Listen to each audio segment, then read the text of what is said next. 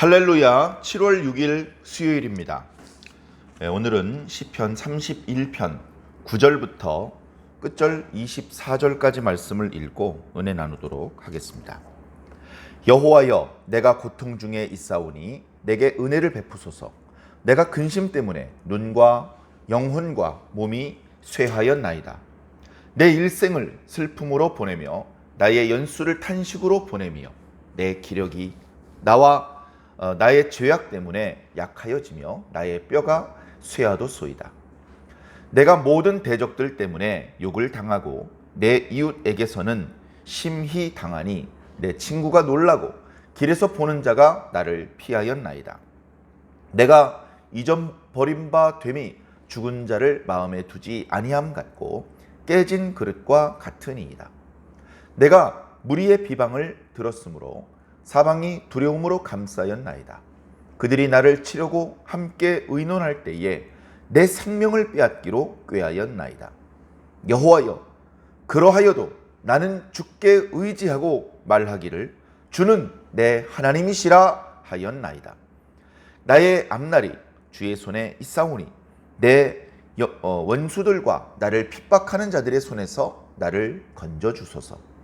주의 얼굴을 주의 종에게 비추시고 주의 사랑하심으로 나를 구원하소서. 여호와여, 내가 주를 불렀사오니 나를 부끄럽게 하지 마시고 악인들을 부끄럽게 하사 수월에서 잠잠하게 하소서. 교만하고 완악한 말로 무례히 의인을 치는 거짓 입술이 말 못하는 자 되게 하소서. 주를 두려워하는 자를 위하여 쌓아두신 은혜, 곧 주께 피하는 자를 위하여 인생 앞에 베푸신 은혜가 어찌 그리 큰지요. 주께서 그들을 주의 은밀한 곳에 숨기사 사람의 꾀에서 벗어나게 하시고 비밀이 장막에 감추사 말다툼에서 면하게 하시리이다. 여호와를 찬송할지어다. 견고한 성에서 그의 놀라운 사랑을 내게 보이셨음이로다. 내가 놀라서 말하기를 주의 목전에서 끊어졌다 하였사오나 내가 주께 부르짖을 때에 주께서 나의 간구하는 소리를 들으셨나이다. 너희 모든 성도들아, 여호와를 사랑하라.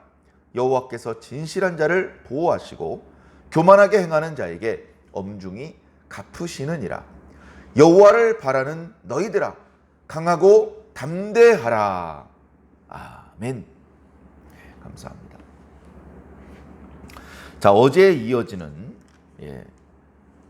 기도가 계속되고 있습니다. 시편을 노래라고 그렇게 보통은 표현을 합니다. 테힐림이라고 표현을 하죠.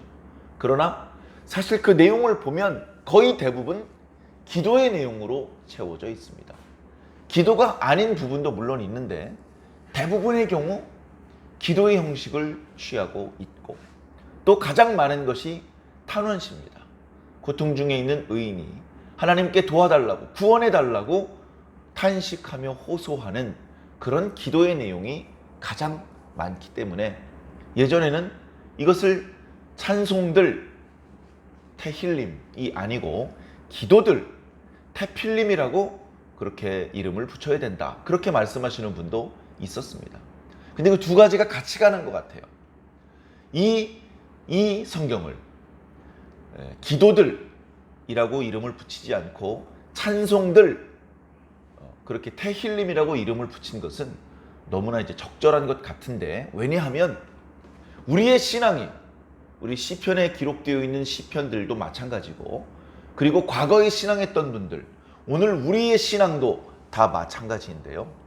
고난의 과정이라는 것이 있기 때문에 하나님께 부르짖고 탄식하는 그런 과정이 있죠. 그러나 우리 신앙의 마지막은 찬송으로 끝나는 것이기 때문에 우리는 실패로 끝나고 죽음으로 끝나고 멸망으로 끝나는 것이 아니라 구원으로, 생명으로, 승리로 끝나는 것이기 때문에 결국 우리의 마지막은 하나님께 감사하는 모습이고 하나님을 찬양하는 모습이기 때문에, 그리고 그 마지막에 승리자의 모습으로 하나님께 예배를 드리는 예배자의 모습으로 바뀐 이후에는 그 상태가 영원히 지속되기 때문에 우리를 고난 중에 탄식하는 자라고 이름을 붙이기보다는 하나님께 감사하고 찬양하는 자라고 이름을 붙이는 것이 더 온당한 것입니다. 내가 100세를 살았는데 한 달 동안 무척 고생을 했고 나머지 99년 11개월 동안을 건강하고 행복하게 살았다면 그 사람은 고생하는 사람이야, 이렇게 이름을 붙이는 것은 좀 어울리지 않겠죠. 그건 아주 잠깐 있었던 고생이었기 때문에, 그보다 훨씬 긴 기간 동안 그는 건강하고 행복하게 살았기 때문에 그는 행복한 사람이다, 이렇게 이름을 붙이는 것이 더 맞는 것일 것입니다. 우리도 마찬가지입니다. 평생을 고난만 당하는 것처럼 보일지 모르지만 우리들의 인생의 마지막은 우리의 탄식이 끝나고 우리의 탄식이 노래로 바뀌고 우리의 절규가 춤으로 바뀌고, 그렇게 이제 우리는 승리자의 모습, 구원받은 하나님의 백성의 모습, 그래서 하나님을 찬양하는 사람의 모습으로 바뀔 것이고, 그 모습은 영원토록 지속될 것입니다. 그런 의미에서 우리는 승리한 하나님의 백성으로 이름 붙여지는 것이 온당할 것이고, 같은 이유 때문에 오늘 우리가 읽고 있는 이 말씀 시편은 기도들이라는 또는 탄식들이라는 그런 명칭보다는 찬양들, 노래들, 이런 명칭으로 이름 붙여지는 것이 온당할 것입니다. 자, 오늘 말씀에도 하나님 살려주세요, 하나님 죽겠습니다, 정말 힘들어 죽겠습니다, 제가 당하는 고통이 얼마나 심각한지 보십시오, 제가 이렇게 심각합니다, 이렇게 자신의 고통을 탄식하며 하나님의 도와주시기를 간구하는 그런 탄원의 내용도 있지만, 하나님, 저는 하나님을 절대적으로 신뢰합니다, 그러니 하나님 저를 도와주십시오, 이런 하나님께 대한 확신과 신뢰, 믿음의 고백을 하는 부분도 있고, 그리고 하나님께 감사하며 하나님을 찬양하는 그런 내용도 함께 있는 것입니다. 이것을 시편을 읽을 때 단순히 시간 순서대로 1절 말씀이 먼저 있었고 그 뒤에 이제 5절 말씀이 있었고 그 다음에 9절 이하의 말씀이 나타나다가 이런 식으로 이제 이해할 필요는 없습니다. 어찌 보면 우리 신앙의 긴 여정, 또는 신구약이라고 하는 구속 역사의 긴 여정을 함축적으로 표현하는 과정에서 조금은 복합적으로, 나쁘게 표현하면 뒤죽박죽 같아 보이지만 그러면서도 우리가 경험하게 되는 다양한 상황들, 평안한 상황도 있지만 고난스러운 상황도 있는데, 그런 여러 가지 상황들을 입체적으로 표현하는 데에는 조금 이렇게 뒤죽박죽 같아 보이는 표현이 오히려 더 적절할 수도 있다는 것을 기억해 주시기 바랍니다. 오늘 이제 9절 말씀부터 시작했는데요. 하나님, 내가 고통 중에 있습니다. 얼마나 그 고통이 심한지, 그 고통 때문에, 그 근심 때문에 제 눈과 영혼과 몸이 쇠약해졌습니다. 다른 부분은 괜찮습니다. 귀도 괜찮고 코도 괜찮고, 근데 눈이 좀 안 좋네요, 이런 뜻이 아니고요. 이것을 비유법 중에서 제유법이라고 표현을 하는데요. 자신의 신체의 일부를 빗대어서 자신의 전인격이 고통스럽다는 것을 표현하는 것입니다. 눈이 고통스러워하는데 귀가 온전하겠습니까? 오른손이 괴로운데 왼손은 멀쩡하겠습니까? 두 손이 다 고통 중에 있는데 양발은 온전하겠습니까? 지금 이 고난 때문에 지금 몸과 마음과 영혼이 다 피폐해졌고 쇠약해졌다. 고통이 극심하다. 고통을 극복할 수 있는 방법은 뭘까요? 이제 얼마 전에 백신 맞고 막 통증이 심하면 진통제 먹으라고 그렇게 이제 권장을 하더라고요. 진통제 드시면 됩니다. 그건 부작용이 아니고요. 진통제 하루 이틀 지나면 괜찮아집니다. 자, 우리가 영적으로 고통당할 때, 고난의 상황에 있을 때, 그때 이 고난을 이길 수 있는 유일한 방법은 하나님의 은혜입니다. 하나님, 내게 은혜를 베푸소서. 안 그러시면 저는 이 고통 중에 어떻게 될지 모르겠습니다, 라고 하나님 앞에 지금 탄식하고 있는 것입니다. 이어지는 10절의 말씀, 점점 더 이제 어떤 고통을 강조하는 그런 표현이죠. 제가 슬픕니다. 슬픈데 일평생 슬픕니다. 우리 생각에 한 1, 2년 고난을 경험을 하지만 나머지 2, 30년은 예수님 안에서 복을 받았으면 좋겠다. 건강하고 부자로 살았으면 좋겠다. 어쩌면 대부분의 성도들이 그런 생각을 하실지 모르겠습니다. 자, 그런데 생각을 해보면 예수님께서 이 땅에 계실 때 얼마나 부귀영화를 누리셨습니까? 예수님에게 직접 가르침을 받고 여러 가지 능력도 이렇게 행사할 수 있었던 사도들, 베드로나 요한 같은 사도들이 얼마나 부귀영화를 누렸습니까? 생각해 보면요, 마지막 순간까지 부귀영화를 못 누렸어요. 이리저리 쫓겨다녔어요. 도망 다녔어요. 굶었고 붙잡히면 얻어맞았고. 이거 뭡니까? 교회에 오면 성도들이 존대해 주었는지 모르지만 성도들 몇 명 되지도 않았고, 교회 문 열고 나가면 거지였고 도망자였고, 평생을 그렇게 살았습니다. 예수님 부활하시고 성령 받은 이후에 예수님의 12제자도 그 12제자들과 함께 말씀을 배웠던 속사도들도, 사도 바울도 마찬가지고요. 그러나 그들은 조금도 주님의 일꾼이 된 것을 후회하지 않았습니다. 내가 지금 고난을 당하기 때문에 내 육체가 무척 고통스럽고 힘들지만 조금도 억울하지 않다. 주님은 나를 위해서 이보다 더 심한 고통도 참으셨는데 주님께서 나에게 베풀어 주신 은혜를 생각해 본다면 나는 더 큰 고통도 견뎌내야 한다. 나에게 그런 큰 고통을 주지 않으시고 이런 작은 고난만 주시는 것이 오히려 난 감사하다. 나는 내 몸에 생명이 붙어 있는 동안에 주님께서 나에게 베풀어 주신 은혜를 감사하며 조금이라도 보답하는 그런 일을 하기를 원한다. 그 과정에서 내가 순교를 당한 늘 자랑할 것이 무엇이 있겠느냐.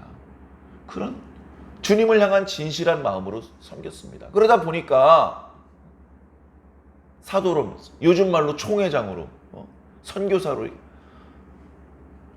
무슨 대단한 연봉을 받고 사택을 지원받고 차량을 지원받고 노후 대비를 할 수 있고 그런 게 어디 있습니까?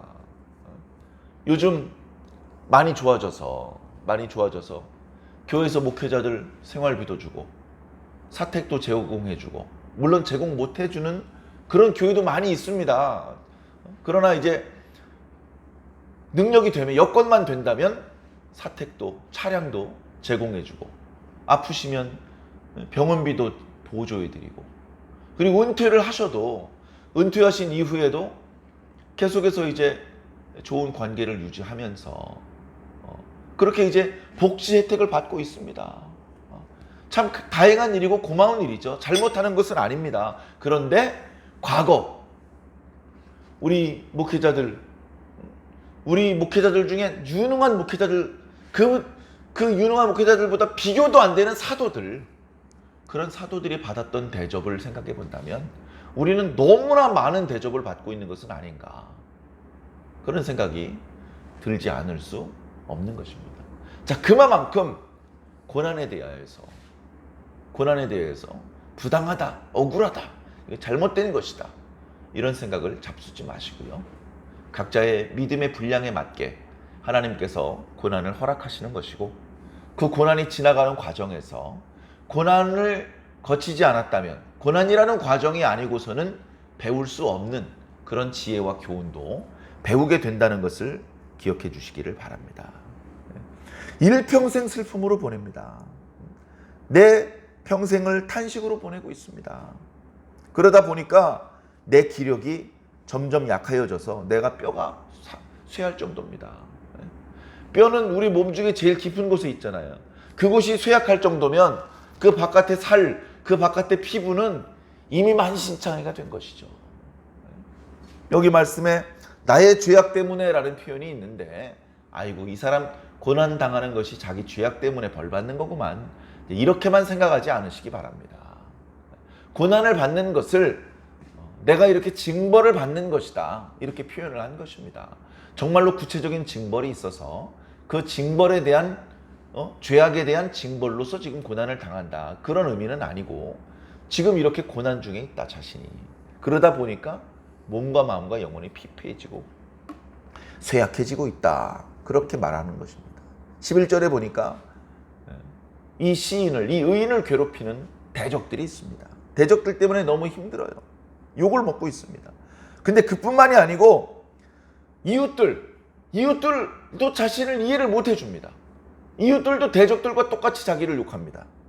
그 친구들은 자기 편에 서줄 줄 알았는데 친구들도 자신의 상황을 보더니 깜짝 놀라면서 결국은 자기를 이해해주지 못하고 있습니다. 길거리에 나가면 자기를 보는 사람들이 다 자기를 욕하고 피합니다. 너무나 답답한 상황입니다. 답답한. 내가 잊어버린 바 되었습니다. 아무도 나를 기억하지 않고 나와 관계를 맺으려고 하지 않고 내 상황을 물어봐주고 위로해주고 도와주려고 하지 않습니다. 어느 정도냐면 이미 죽은 사람을 사람이 마음에서 잊어버리는 것처럼, 그리고 깨진 그릇처럼, 자기 자신이 깨진 그릇 같다는 겁니다. 깨진 그릇. 흙을 빚어가지고 질그릇을 만들죠. 여러 가지 용도로 씁니다. 깨져버렸어요. 어디다 씁니까? 깨진 그릇 아무짝에도 쓸모없습니다. 그러다 보니까 내다버리고 기억하지도 않아요. 그런 것처럼 자기가 쓸모없는 존재가 되었고 깨진 그릇처럼 사람들의 취급을 받고 있습니다. 그렇게 지금 하나님께 탄식을 하고 있는 것이죠. 자, 13절에 내가 무리의 비방을 들었습니다. 한두 명도 아니고 여러 사람이 자기를 욕을 합니다. 그리고 서로 의논을 하는데 야, 저놈 자식 생명을 빼앗아 버리자, 죽여버리자, 뭐 이런 논의를 하는 것을 들은 거예요. 얼마나 두렵겠습니까? 난 하나님 믿으니까 하나도 안 무서워. 그럴 수 있는 사람이 어디 있습니까? 그래, 오늘 시인도 그런 것들을 들으니까 사방이 두려움으로 감싸는 것 같습니다. 라고 지금 그 두려움까지 호소를 하고 있습니다. 하나님의 은혜가 필요하고 하나님의 구원이 필요한 상황이죠. 자, 이어지는 14절. 이 말씀의 분위기를 잘 보셔야 됩니다. 자, 14절 말씀의 상황은요, 13절까지의 극심한 고통의 상황. 내 몸, 눈과 뼈와 이게 쇠약해졌고, 대적뿐 아니라 이웃들, 친구들, 나를 보는 모든 사람들이 나를 피하고 욕하고 자기 깨진 그릇 취급하고 자기 죽이겠다고 의논해서 지금 두려움이 감싸고 있는데 이 상황이 하나도 좋아지지 않았어요. 여전히 그 고난의 상황이 계속되고 있지만, 그런 뜻입니다. 그런 상황이지만 여호와여, 그렇지만 그러하여도 나는 오직 주님만을 의지할 것입니다. 이게 중요합니다. 주님, 나 도와주시면 나 주님 의지할 거고요. 안 도와주시면 의지 안 할래요. 이게 아닙니다. 주님 도와주십시오. 근데 안 도와주셔도 저는 그냥 죽을 때까지 주님만 의지할 겁니다. 이런 고백이에요. 이런 고백. 살려주세요. 근데 그냥 주님께서 저를 죽게 하시더라도 저는 주님을 원망하지 않습니다. 저는 주님을 사랑합니다. 저를 그냥 죽게 내버려 두셔도 저는 주님만 바라봅니다. 저에겐 주님밖에 없습니다. 그렇게 고백을 하는 것이죠. 여호와여, 그러하여도 나는 주께 의지하고 말하기를 주는 내 하나님이시라 하였나이다. 이런 고백을 하는 겁니다. 내가 고난 중에 있지만 그래도 주는 나의 하나님이시다. 여호와께서 나의 하나님이시다. 예수님께서 나의 구주시다. 내 생명이시다. 내 모든 것이다. 그렇게 고백을 하겠다는 겁니다. 했다는 겁니다. 자, 15절. 나의 앞날이 주의 손에 있습니다. 이 우리의 앞날을요, 우리의 하루하루의 나날들, 그걸 대적들의 손에 맡기면 안 되죠. 여러분, 여러분들의 생명을, 여러분들의 시간을, 인생을 누구의 손에 맡기겠습니까? 마귀의 손에 맡기겠습니까? 당연히 주님의 손에 맡겨야 됩니다. 다른 데 맡길 데가 없어요. 자기 친아버지에게 맡길 수도 없습니다. 주님께 맡겨야 됩니다. 주님께. 내 원수들과 나를 핍박하는 자들의 손에서 나를 건져주셔서 나는 내 원수들의 손, 나를 핍박하는 자의 손에서 벗어나서요, 하나님 손에 붙잡히기를 원합니다. 이렇게 지금 또다시 탄원하고 있는 것이죠. 주의 얼굴을 주의 종에게 비추시고 주의 사랑하심으로 나를 구원하소서. 모든 구원은요, 사랑하시기 때문에 하시는 겁니다. 점수를 채웠기 때문에 해주는 거, 협상 과정에서 내키지 않지만 어쩔 수 없이 마지못해서 해주는 그런 구원은 없습니다. 하나님께서 사랑하셔서 일방적으로 모든 대가를 다 치르시고 베풀어 주시는 은혜, 그게 바로 구원입니다. 자, 17절 말씀은 1절 말씀을 생각나게 하는 말씀이죠. 주여 나로 부끄러움을 당하지 않게 하소서. 구원받아도 천국 가도 부끄러움 당하면 이미 다 틀린 겁니다. 우리가 하나님께 소망하는 구원은요, 부끄러움을 당하지 않고 그리고 하나님 나라에 가는 것입니다. 부끄러움을 당하면 이미 멸망당한 것이나 마찬가지죠. 자, 그래서 오늘 말씀에 나를 부끄럽게 하지 마시고 악인들이 부끄러움을 당하게 하여 주시옵소서. 그렇게 말합니다. 그 악인들이 입만 벌리면 의인들을 참소하고 악한 말로 거짓말을 지어서 괴롭힙니다. 하나님, 저들이 입을 아예 막아주시옵소서. 그렇게 이야기를 하고 있고요. 19절에 보니까 참 재미있는 표현이죠. 주를 두려워하는 자를 위하여 쌓아두신 은혜. 하나님께는 은혜가 있습니다. 아까 9절 말씀드릴 때 이 고통, 이 고난을 이길 수 있는 힘은 하나님의 은혜밖에 없다고 말씀드렸죠. 하나님께서 우리 도와주시려고 은혜를 많이 준비해 놓으셨어요. 은혜를 많이 쌓아 놓으셨습니다. 근데 누구에게 그 은혜를 주시느냐? 하나님을 두려워하는 자, 하나님을 경외하는 자에게 주신다는 겁니다. 하나님을 경외하는 자를 위해서 쌓아두신 은혜, 곧 주님께 피하는 자를 위하여 준비해 두신 은혜, 그 은혜가 어찌 큰지요. 하나님께서 쌓아놓으신 은혜가 어마어마하게 커요. 얼마나 기쁘고 감사한 소식입니까? 자, 주께서 그들이 누구죠? 주님을 두려워하는 자들, 주님께 피하는 자들입니다. 그들을 주님의 은밀한 곳에 숨기십니다. 아무도 찾을 수 없습니다. 악인이 괴롭히려고 쫓아와도 하나님께서 그를 숨겨놓으셨기 때문에 괴롭힐 수 없는 것이죠. 비밀이 장막에 감추셔서 악인들의 말다툼이나 그 괴로움에서, 그 잔꾀에서 벗어나게 하실 것이다. 자, 그렇기 때문에 하나님께서 결국은 우리의 기도를 들으시고 우리에게 은혜를 베푸시고 우리를 그 위경에서 건져 주실 것이기 때문에 21절 여호와를 찬송할지어다. 마땅히 여호와를 찬송할지어다. 심지어 구원을 베풀기 전에 이미 찬송을 시작하고 있어라. 하나님은 찬송을 받으실 만한 분이다. 견고한 성에서 그의 놀라운 사랑을 내게 보이셨음이로다. 내가 놀라서 말하기를 주의 목전에서 끊어졌다 하였사오나. 주의 목전에서 끊어졌다는 것은 하나님의 눈밖에 났다. 하나님의 관심을 더 이상 받지 못하는 상황이 되었다. 얼마나 낙심스러운 순간입니까? 아, 이제 하나님께서 나를 보지 않으시는구나. 이런 어떤 낙심천만한 상황이 되었다라고 말을 했었는데, 그런데 그게 아니었다. 내가 주님께 부르짖었더니 하나님께서 나의 간구 소리를 들으셨다. 얼마나 감사합니까? 할렐루야. 이제 시편을 마무리 지으면서 모든 성도들을 향하여 권면하고 있습니다. 봐라, 하나님께서 이렇게 결국은 내 기도를 들어주셨다. 그러므로 너희 모든 성도들아, 여호와를 사랑하라. 여호와를 사랑하라. 그는 공의로운 분이시다.